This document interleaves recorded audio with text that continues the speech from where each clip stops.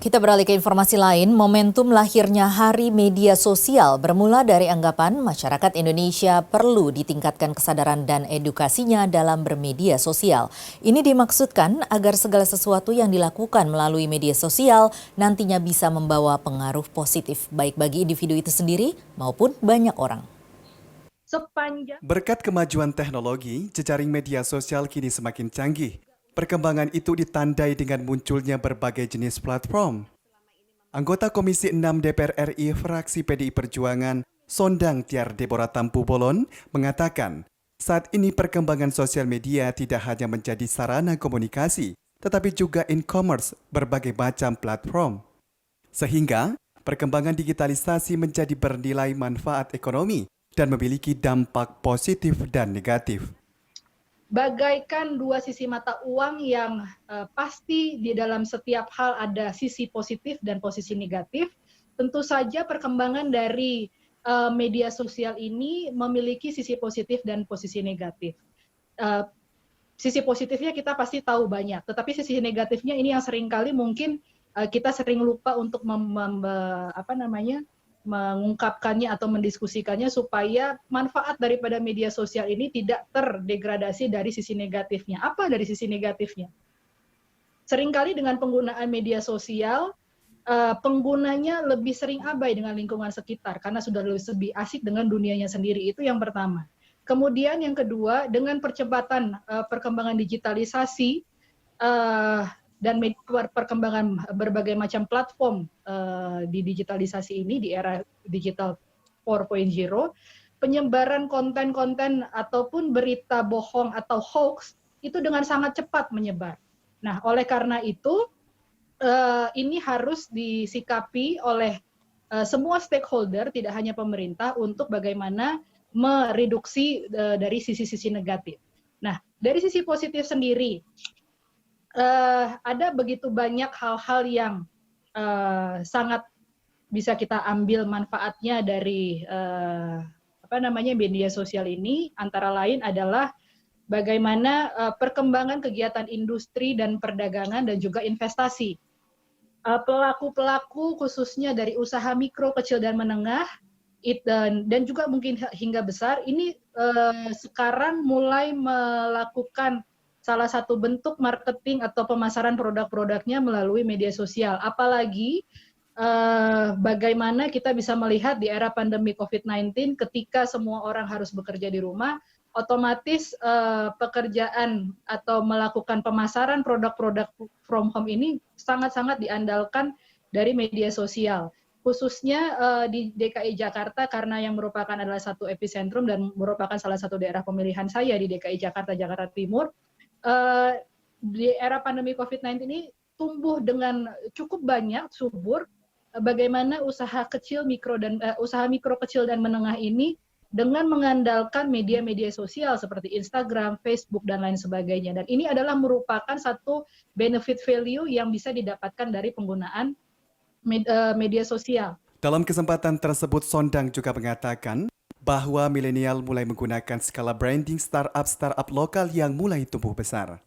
Sepanjang media sosial ini memberikan iklim investasi yang sehat dan juga untuk memacu dunia usaha di bidang industri, baik itu industri kecil, industri menengah, bahkan juga industri mikro, dan kita tidak menutup kemungkinan dengan industri yang sudah cukup besar, dan juga perdagangan dan investasi merupakan kabar baik yang harus terus-menerus dilakukan.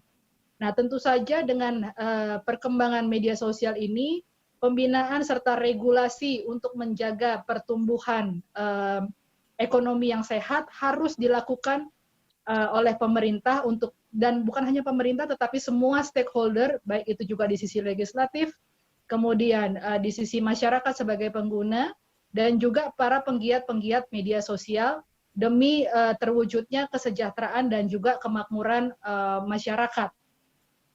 Dan secara terus-menerus juga media sosial dan basis teknologi informasi ini berkembang dengan sangat cepatnya. Nah, sehingga saya perlu menggarisbawahi di sini ada beberapa regulasi juga yang mungkin harus dibuat oleh pemerintah dan juga legislatif Di antaranya adalah Undang-Undang Perlindungan Data Digital, karena sampai dengan saat ini kita masih belum memiliki Undang-Undang Perlindungan Data Digital. Karena itu sangat penting. Kenapa saya sampaikan itu kenapa sangat penting? Karena dengan adanya perlindungan data digital ini tidak semata-mata data yang dimiliki oleh warga netizen itu bisa diambil atau dicuri dengan sangat mudahnya oleh kelompok-kelompok untuk menggunakan dengan tujuan-tujuan yang tidak tertentu. Tetapi kalau secara resmi dikelola dan dilindungi oleh negara, itu akan memberikan satu kenyamanan bagi para pengguna sosial media dalam melakukan aktivitasnya di media sosial. Bayangkan saja ketika kita mengupload satu foto, tetapi itu dengan bebasnya dipergunakan oleh pihak-pihak yang tidak bertanggung jawab, itu adalah merupakan sesuatu yang insecure bagi para pengguna media sosial. Dan pada dunia pendidikan kita juga sama-sama tahu bahwa perlahan-lahan dengan beralihnya ke sistem digital, bahwa pendidikan atau sekolah online ini akan menjadi sesuatu yang baru dan harus bagaimana generasi alpha sekarang harus bisa beradaptasi dengan sistem sekolah online. Jika bila semula startup pendidikan bersifat lokal tanpa saingan dan mempunyai pangsa pasar sendiri, kini startup pendidikan lokal itu menghadapi persaingan di tingkat menengah dan yang besar seperti itu. Tapi bukan berarti bahwa startup lokal ini mati atau dibunuh, tapi bagaimana lokal dan nasional itu bisa harus saling sinergi untuk saling menguatkan, tapi bukan dengan membunuh yang satu untuk menghidupkan yang lain, seperti itu.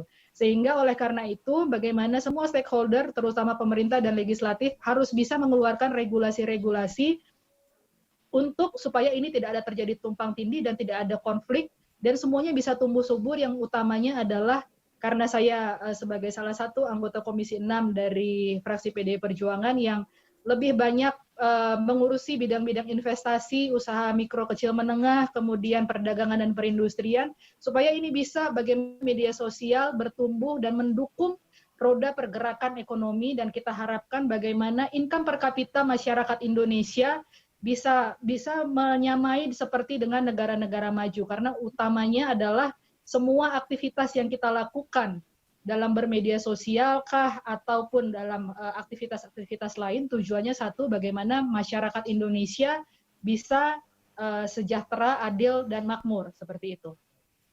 Dalam acara tersebut juga terdapat pembicara lain, yaitu CEO Codeville, Reka Dayamandiri, Muhammad James Falahuddin, Direktur Pasca Sarjana Universitas Sahid, dan Ketua Umum FVPI Linda Purnomo, CEO Infosight, Solsidata Elga, owner bimbel dan staf pengajar Nur Hayati, founder Tetra Saham dan Sahamologi Luke Syamlan, dengan host Rosiah dan moderator Cici Budiman.